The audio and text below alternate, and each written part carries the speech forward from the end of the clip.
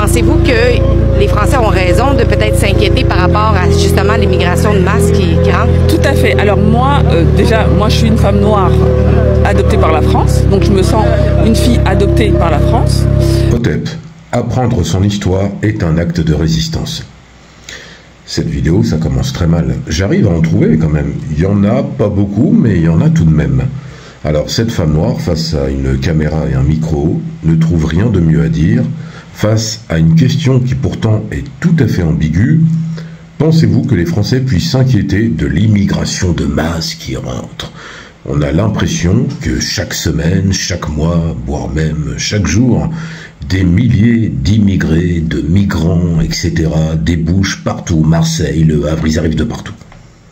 Soyons un peu plus lucides que cela. Il est clair que cette vidéo n'a pas pour but, hein, n'est-ce pas, d'encourager les flux de migration, c'est pas le propos.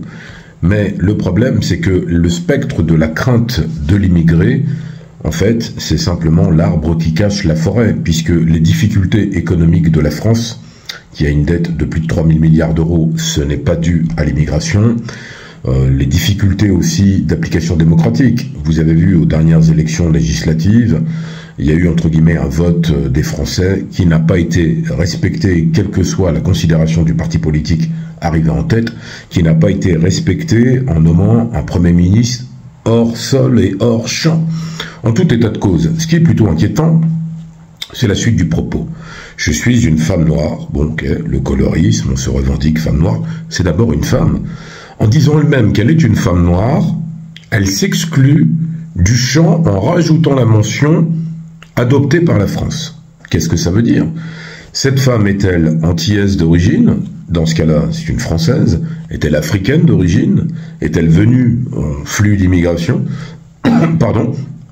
Ou alors, est-elle née en France, etc., etc. Enfin, tout cela, là, laisse songeur, parce que dire qu'on a été adopté par la France, ça signifierait que la France se comporte de façon paternaliste avec l'ensemble de ses citoyens, qu'ils soient français d'origine ou pas, ce que je trouve faux, puisque le modèle d'assimilation à la française ne fonctionne pas depuis des générations. En tout état de cause, vous allez voir que le syndrome de Stockholm a de beaux jours devant lui. Je ne renie pas mes origines et je comprends tout à fait. Les gens viennent en France, il faut respecter le pays où tu viens. Tu n'as pas à faire ce que tu veux, prendre on va dire tes habitudes de ton pays d'origine et imposer ça à la France. L'hypocrisie. On continue dans les questions quelque peu perturbantes. Doit-on, quand on arrive en France et quand on est un immigré, quelle que soit l'origine, quel que soit le pays d'où on vient, renier sa culture, renier son identité au profit d'une identité dite française? Déjà, la question se pose, qu'est-ce que c'est que d'être français? Est-ce que c'est l'amour inconditionnel au drapeau bleu, blanc, rouge? Si c'est le cas, cela est sans lien avec la culture et l'identité. Est-ce que c'est le fait de manger du saucisson, du fromage, des baguettes et de boire du vin? Là aussi, on ne peut pas clairement parler d'une identité française accolée à cela, bien que la France soit porteuse d'une tradition culinaire, certes, et d'une gastronomie réputée dans le monde. Est-ce qu'être français, c'est aimer par exemple Patrick Sébastien, les sardines, ou alors, mieux que cela, TPMP et Cyril Hanouna? Je ne le crois pas. L'identité française s'est construite au fil des siècles, mais elle s'est surtout construite par une histoire. L'histoire qui s'imbrique est celle de la colonisation et celle de l'esclavage. Ce qui veut dire en fait que il faut prendre en considération plusieurs éléments. Les nostalgiques de Jeanne d'Arc, par exemple, n'ont pas la mesure de l'histoire réelle de Jeanne d'Arc. Ils se contentent de statues qui sont à Paris ou de films qu'ils ont pu voir sur le sujet sans vraiment l'avoir exploré. Et en plus, Jeanne d'Arc, c'est un épiphénomène vis-à-vis de l'histoire de France. Est-ce qu'on remonterait à Clovis et aux Mérovingiens? C'est une piste. On peut remonter aussi avant aux Avernes et toutes les tribus de la Gaule. Et ensuite, même au peuple franc, entre guillemets, hein, qui a donné le mot de la France, hein, le mot des Francs, qui étaient des Germaniques. Bon, oui, tout cela fait qu'on peut remonter jusqu'à la nuit des temps, et même aller bien avant, hein. J'ai fait une autre vidéo sur la découverte de l'archéologue qui a découvert la petite statuette dans le sud de la France, qui est une statuette négroïde, entre guillemets, ou très négroïde, et qui laisse à penser qu'en Europe, et particulièrement sur le territoire de la France de l'époque, eh bien, les ancêtres étaient plutôt noirs. Donc vous voyez, si on tire, on tire, on tire. Donc en vérité, est-ce que c'est l'histoire qui détermine l'identité? Bien entendu, mais je le répète, l'assimilation des populations et cette mixité qui s'est faite à pas forcer, parce que je rappelle que les immigrés qui sont arrivés en France ne sont pas venus en désespoir, parce qu'en fait, dans leur pays, c'était la guerre totale, etc. Si vous avez les vagues d'immigration italienne, portugaise, espagnole, et ensuite, c'est la France qui a fait venir des Maghrébins, des Africains, pour travailler, pour construire des routes, pour faire des infrastructures. Ce que je veux dire par là, c'est que ces mêmes personnes qui ont eu ensuite des enfants, la question est toujours la même. Est-ce que ce sont des Français? Est-ce que ce sont des étrangers? Bon, vous avez Éric Zemmour qui répète sur les plateaux à tout bout de champ, à Rome tu vis comme les Romains. Mais sauf que là on n'est pas à Rome, vous voyez. Et en plus, Rome, quand ils ont, entre guillemets, étendu leurs empires, ils n'ont jamais renié les spécificités, bien au contraire. Ils ont pris les dieux d'autres cultures, ils ont pris même des modes de culture. On sait très bien que les Romains ont été largement influencés par la société égyptienne. Donc vous voyez, en vérité, c'est un mauvais exemple. Mais qu'est-ce que ça veut dire finalement? Ça veut dire que quand on est français, on peut avoir ce sentiment-là pour plusieurs raisons qui sont propres et personnelles, mais en aucun cas on ne reniera sa culture. Il n'y a pas de tenue française à proprement parler. Ce que je veux dire par là, c'est qu'une personne qui adopte une tenue vestimentaire qui ne serait pas conforme à ce qu'on appelle un français, ça veut rien dire. Mettre un costume 3 pièces ou mettre un veston, ce n'est pas français. Mettre un kilt, on peut dire que c'est écossais, c'est très marqué, William Wallace, etc. Mais qu'est-ce que la tenue française? Finalement, la culture française, elle est plutôt cosmopolite, avec par exemple la Bretagne, etc., l'Auvergne. Oui, vous avez une pluralité culturelle qui permet d'affirmer une identité dans différentes expressions. En tout état de cause, le débat est biaisé. Parce qu'en plus, cette femme dit, avec un ton accusateur, oui, mais quand vous arrivez en France, il faut se comporter comme les Français, pas ramener les habitudes de chez soi.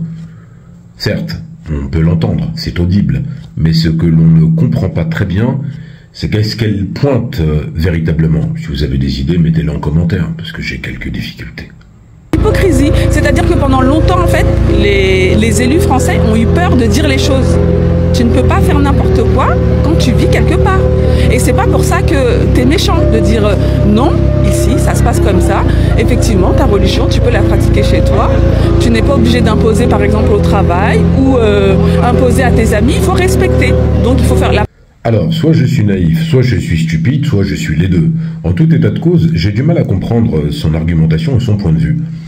Elle dit qu'il y a des élus qui disent pas les choses, je sais pas de quel élu elle parle. Qu'est-ce qu'il faut dire? En plus, dire les choses, c'est quoi? Il faut jeter tous les immigrés à la mer, il faut jeter tout le monde. Bon, j'ai du mal à percevoir l'idée, mais en tout état de cause, elle bascule ensuite sur le fait on fait pas n'importe quoi ici. Mais de qui elle parle? Est-ce qu'elle parle de cette jeunesse qui, entre guillemets, est empreinte de la délinquance, et qui, je le rappelle, est majoritairement née en France? Même si, bien sûr, dans les délinquants, il peut y avoir des personnes issues de l'immigration qui n'étaient pas français à la base, il y en a, hein, comme par exemple l'odieux assassinat de la jeune Philippine, qui est le fruit d'un homme déjà condamné, etc., au QTF, marocain. Bon, est-ce que lui, il est représentatif de toute la planète? Je ne pense pas. Et en plus, c'est d'abord un meurtre, c'est d'abord un assassinat odieux, que l'on condamne, bien entendu, mais qu'on ne peut pas ramener à un Marocain sous OQTF. Parce que les dérives ensuite de la justice qui l'ont libéré, qui ont été qualifiées de dérives, il est condamné à 7 ans parce qu'il est mineur, il en fait 4, ce qui est normal avec ce qu'on appelle l'hermise de peine. Quand vous êtes condamné à 7 ans de prison, vous ne faites pas 7 ans plein. Je veux dire, sinon, il n'y a pas de perspective de réinsertion. Peu importe, ça c'est le système judiciaire tel qu'il fonctionne. Le tout répressif ne fonctionne pas. Je vous rappelle que Victor Hugo a écrit de manière très juste, ouvrir une école, c'est fermer une prison, et inversement, quelque part. Vous avez le système canadien ou les pays nordiques qui s'en sortent très bien, avec des systèmes répressifs qui sont tout à fait adaptés pour permettre une réinsertion. Le tout carcéral est un échec. Mais en tout état de cause, là j'ai un peu digressé, Le meurtre de Philippines est une abomination, mais on ne peut pas ramener cela à des étrangers. Il y a des crimes et des délits qui sont commis tous les jours, sinon ce serait facile. Je vous dirais que Dominique Pellicot, c'est un bon Français, et que Michel Fourniret, il s'appelle pas Abdallah. Vous voyez? Bon, il y a plein de cas comme ça, Francis Saulme, tout ce que vous voulez. Mais en tout état de cause, la criminalité, c'est d'abord un problème d'humanité. Les gens qui prennent cette voie-là, bon, ils l'ont pris, mais c'est pas à prendre en compte de dire « Ah, mais ils font n'importe quoi ». Comme je le dis, qu'est-ce qu'on dit des Français qui commettent des délits et des crimes? Des vrais Français. Quand je dis vrais Français, est-ce que vous qualifiez de vrais Français Mathieu, Blond, etc., qui va faire ceci, cela? Voilà. Ce que je veux dire par là, c'est que cette réponse-là n'est pas du tout un point de vue argumentaire, qui ne permet pas du tout de débat critique, et surtout qui stigmatise des populations, puisqu'après, elle arrive avec la religion. On a sa religion, on la fait chez soi. Mais encore heureux qu'on pratique sa religion à la maison. Et on peut la pratiquer dans des temples, qu'on soit musulman, chrétien, juif, bouddhiste, même athée, enfin, peu importe. L'athéisme peut être perçu comme une forme de religion pour certains. Ce que je veux dire par là, c'est que la laïcité, c'est d'abord la liberté du culte, de pouvoir pratiquer sa religion dans la liberté et sans être contraint. Après, l'expression de sa religion dans l'espace public, ça c'est un autre sujet duquel on peut débattre. Mais en tout état de cause, on ne peut pas dire que les immigrés ramènent et font partout. Puis en plus, vous voyez aussi, il y a un autre problème, quand on parle d'immigration, on parle souvent des Maghrébins et des Noirs. Voilà, c'est une réalité. On oublie les communautés asiatiques, les communautés du Sri Lanka, les communautés d'Amérique du Sud, etc. Vous allez me dire, oui, mais ils sont plus discrets, on les entend pas. Non mais attendez, on les entend pas. Ça veut absolument rien dire en fait. Chacun vit comme il vit, il ne faut pas non plus pointer systématiquement des populations en pensant que ce sont tous des fous terroristes, islamistes et des criminels. Non, comme je l'ai déjà dit, on parle de 2% de personnes qui peuvent poser problème face à 98% qui ne demandent qu'à vivre paisiblement. Vous voyez, la stigmatisation, ça commence là. Mais quand on n'a pas d'idée et quand on n'a pas de culture, on parle comme ça devant une caméra.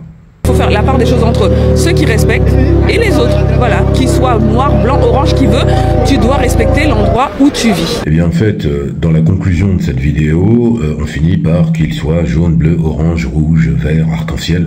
Bon, en tout cas, dire on respecte là où on vit, j'ai envie de dire, c'est une expression quelque peu graveleuse que vous me pardonnerez, on ne fait pas ses besoins là où on mange. Hein, vous voyez, c'est évident. Je veux dire par là qu'on ne peut pas oublier les événements qui peuvent arriver, mais néanmoins, comme je l'ai dit, on ne va pas être des statisticiens, j'ai du mal, ethniques, en disant ce sont les Arabes qui font ceci, les Noirs qui font cela, ou les Asiatiques, et finalement les Français, bien Français de souche, blancs, etc., ne font absolument rien. Voilà, la délinquance, c'est les autres. En vérité, tous les problèmes de la France, les maux de la France, MAUX, n'est-ce pas, qu'on peut rajouter à ces mots qui donnent des mots MOTS comme cette dame, font qu'on a l'impression que la solution de facilité, c'est « Oh, mais il faut respecter là où on vit, ils sont méchants, sinon cassez-vous ».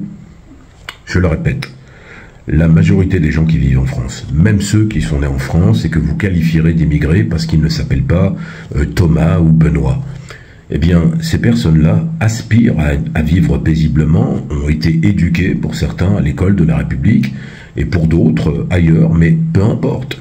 En vérité, on ne parle jamais de ce qui va bien, on parle que de ce qui va mal. Le vivre ensemble passe justement par l'acceptation de l'autre, mais aussi l'acceptation des règles communes. Et les règles communes sont de respecter, effectivement, je suis parfaitement d'accord avec cela, on respecte le pays dans lequel on vit, mais faut-il encore que ce pays te respecte? Ça, c'est un autre débat. Merci de vous abonner et à bientôt.